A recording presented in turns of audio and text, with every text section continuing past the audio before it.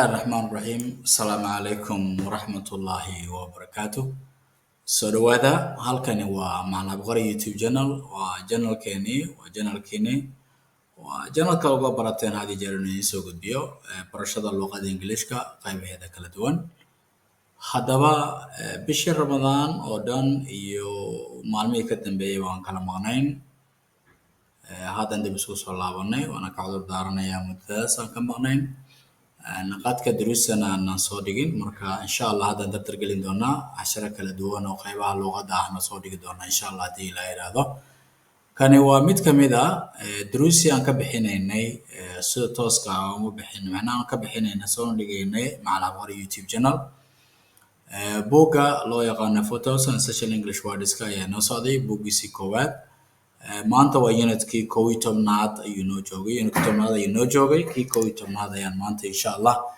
aan soo gudbin doonaa hadii la yiraahdo waxa kale soo dhigi doonaa cashara qaybaha kala kamid ah insha Allah hadii la yiraahdo sida grammar-ka oo kale sida tenses-ka qaybaha grammar-ka qaasatan tenses-ka aad baan noogu bogaadinayaa dhammaan bulshada Soomaaliyeed ee kala duwan ee ku taxan sida joogtada ah casharada u kala socda channel-kan macna Abqari YouTube channel inta kale bulshada Soomaaliyeed daneynaysa inay maaragtay insha Allah ka bogtaan barashada luuqada Englishka oo inay subscribe gareeyaan gambalkan furtaan si bulshada kale u gaartaan fadlan share-ta iyo like-ta insha Allah ku dadaala waan soo dhaweynayaa aad bay muhiim noogu tahay inaad dhiirigelisaan si wax badan oo kala duwan oo maaragtay insha Allah aan u soo bandhigno like-ta share-ta subscribe to our dhiirigelinteeni idinkana wax badan ay maaragtay insha Allah aad ka faa'iideysan doontaan soo dhawaada marka insha Allah unit-ka 11aad buugga photos and social English words-ka ayaan masha Allah sharaxaynaa balse intaan sharaxaad u gudbinayno dhageysan awalan marka hore Unit 11 Word list Anymore Anymore means any longer. Her old pants don't fit her anymore. Asleep. When a person is asleep, they are not awake. The baby has been asleep for hours. Berry. A berry is a small round fruit that grows on certain plants and trees. The berry looked delicious. Collect. To collect things is to group them together all in one place. I collected shells when I was younger. Compete. To compete is to try to be better than someone. He will compete with very good athletes. Conversation. A conversation is a talk between people. There were two conversations going on at once. Creature.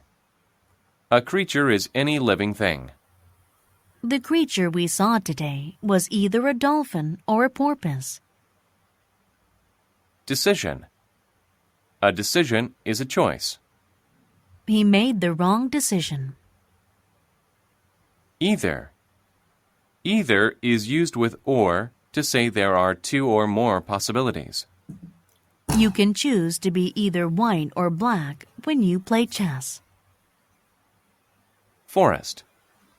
A forest is a place with lots of trees and animals. I love to go walking in the forest. Ground. The ground is the top part of the earth that we walk on. The ground under our feet was dry and brown. Introduce. To introduce someone or something is to say who they are. I introduced myself to our newest coworker today. Marry. To marry is to legally become husband and wife. Rose and Henry were married, and they lived happily. Prepare. To prepare is to get ready for something. I prepared my speech to the class. Sail. To sail is to move a boat on the water. I love to sail my boat on the lake. Serious. When something is serious, it is bad or unsafe. The accident was very serious.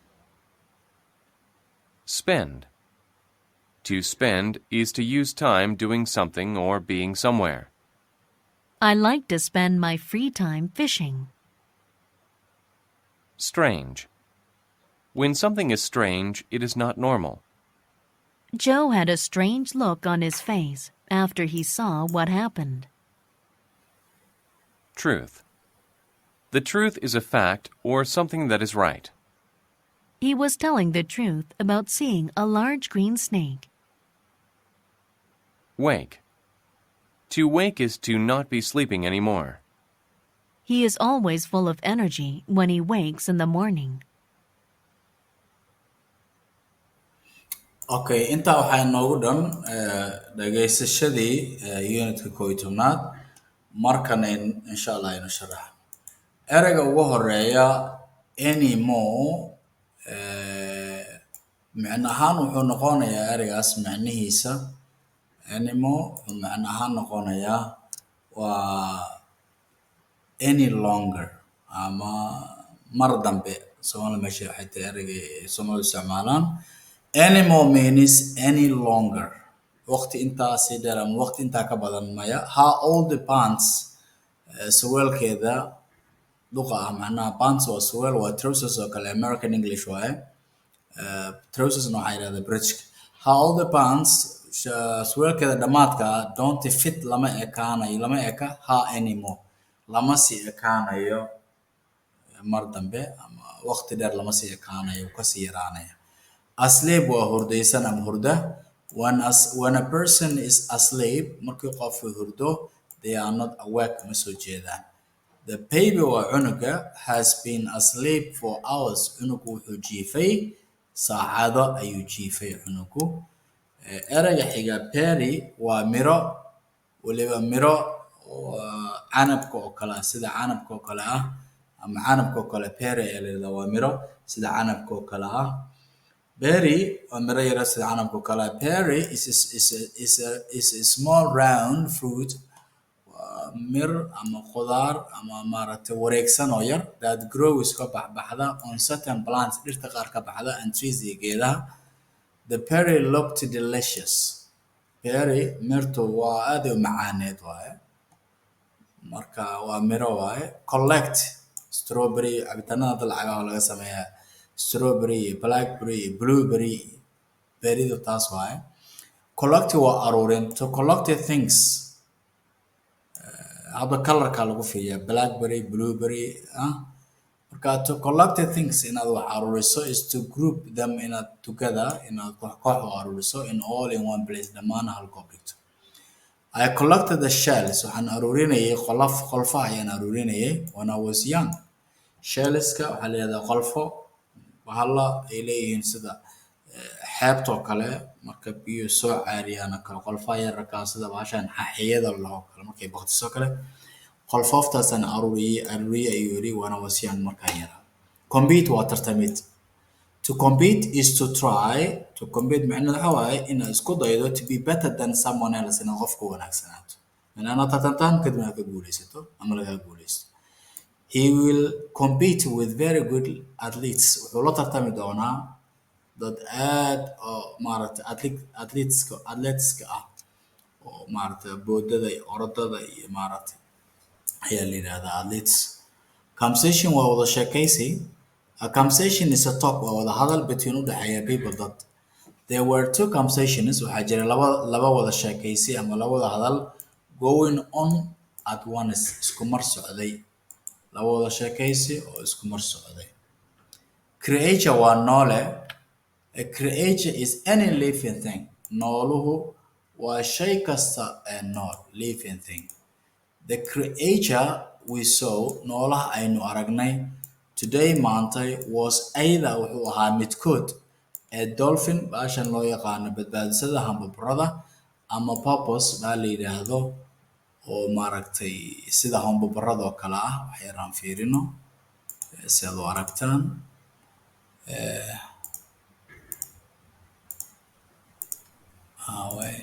Aawatana iyadana baday ku jirtaa taas waxaa la yidhahdaa porpoise la yidhahdaa. Marka The creature we saw noolaha aynu aragno today was either a dolphin waa baashan badbaasada loo yaqaana ama barada ama a purpose baashas kaloo dayn tusayo. Decision waa go'aan. A decision is a choice waa dooq ama go'aan. He made the wrong decision. Wuxuu sameeyey go'aan qaldan ayuu sameeyey ama go'aan qaldan ayuu qaatay. Either midkood either is used waxaa loola isticmaalaa with or ayaa lala isticmaalaa to say saa u tirahdid there are two ama more possibilities. Saa u tirahdid waxaa jira laba iyo wax ka badan oo suurtagal ah. You can choose to be either waxaad dooran kartaa midkood inaad noqoto white ama black labada midab cadaan ama madow when you play chess markaad ciyaaraysa ciyaarta chesska labadaas midab ay ka kooban tahay fardaha inaad mid black iyo madow kala doorato mid qaadato. Forest waa kayn ama duur kaynta. A forest kaynta is a place waa goob lots of trees and animals ay ka buuxaan xayawaanaad fara badan iyo geedo fara badan.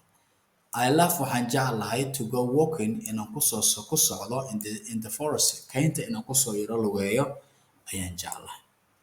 Marka lug ayay noqonaysaa go walking inaan ku socdo ayaan jeclahay kaynta. Ground waa dhulka halkani waa Macallin Abqari YouTube channel kusoo dhawaada kana faa'iidaysta insha Allah. Ground waa dhul the ground is the top part groundku waa qaybta sare of the earth ee dhulka that we walk on aynu ku socono. The ground under our feet dhulka lugaheena ka hooseeya was dry wuu qalalnaa and brown midabkiisuna waa kafee midab brown. Introduce waa isbarasho ama isbarid. To introduce someone qof isbarto ama something wax is to say waa inaad tiraa who they are waa inaad sheegta cidda ay yihiin.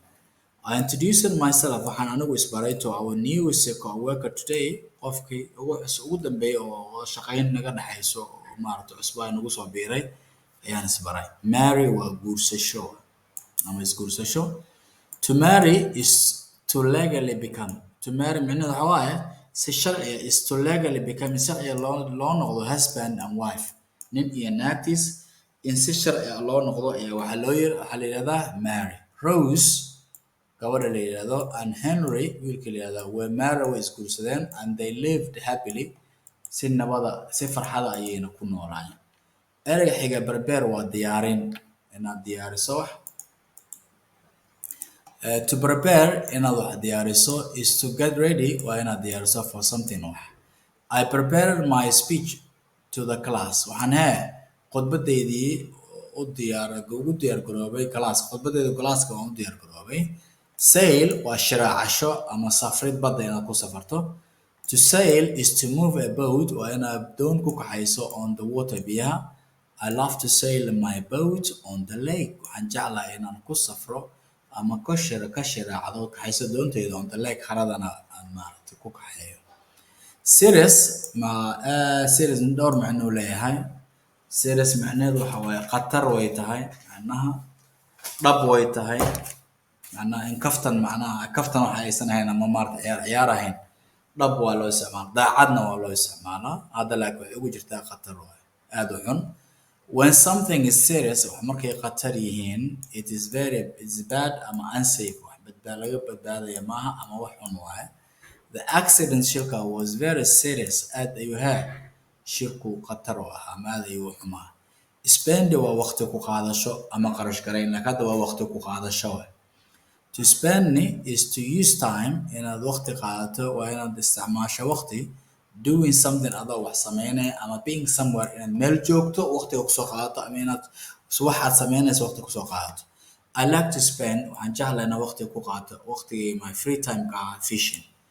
waxaan jeclahay to spend my free time fishing waxaan jeclahay waqtiga freega oon shaqada iskuulka aan lahayn inaan kusoo qaato malay dabashada. Strange wax aan maaragtay la yaab leh oo loo isticmaalaa wax aan caadiga waxyaabaha caadiga qayr caadi macna ahna waa la yiraahdaa.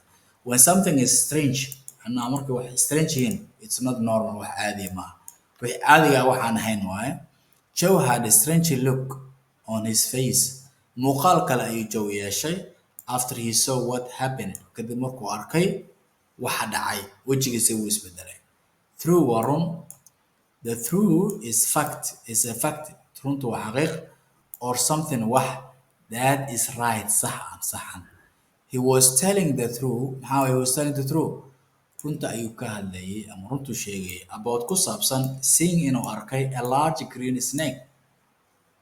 Snake cagaaran inuu arkay oo aad u weyn.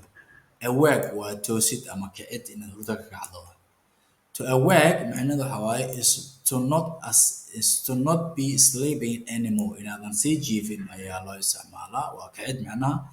He always full of energy. Markaas maxaa waaye wuxuu la soo kaca when he wakes in the morning. So markuu soo kaca maxaa waaye wuxuu soo toosaa isagoo tabar iyo energy iyo macnaha firfircooni badan dareemaya ayuu soo kaca. Soo qofku markuu hurdo waagu markuu beriyado nashaad nastay maskaxda jirku degan ayaa soo kacaysa.